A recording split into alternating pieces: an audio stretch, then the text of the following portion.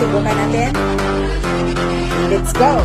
So, kailangan natin ng 2 timba ng tubig. Ayoko ng isa. Gusto ko 2 para ma-prove ko kung talaga bang totoo. Kailangan natin ng salt at may lemon ako dito, 2. Kuha tayo ng 1 kutsara ng salt. I-dissolve natin dito sa isa. I-dissolve natin mga besh.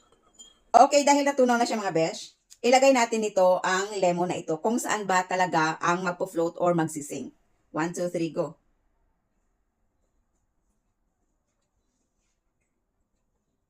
Oo nga. Nagfo-float to siya mga besh, oh. Nagfo-float to siya. Ito. Ito nagfo-float din siya.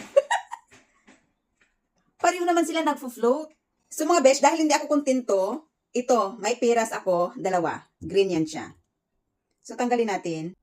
Tanggalin natin itong lemon. Okay? Ilagay natin ito. 1, 2, 3, go.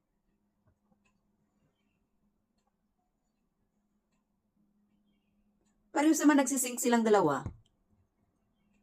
Ito mga best, may jar ako. Buti malalaman natin dyan.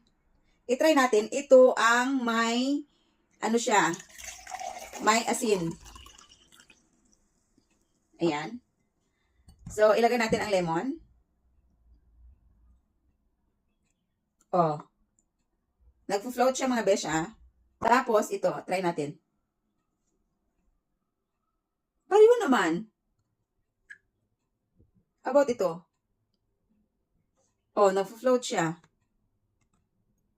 How about ito? Try natin ah. Oh, nagfo-float siya.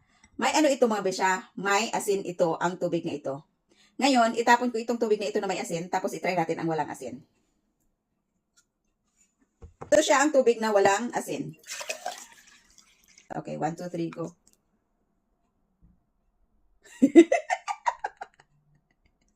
How about itong lemon?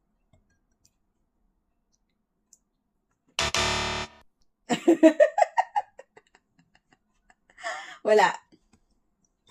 So, kayo na magja-judge kung talagang totoo yung mga ano nila, mga ina-upload nila. Ito talagang sa akin ang totoo. Hindi ito nagbibinutig.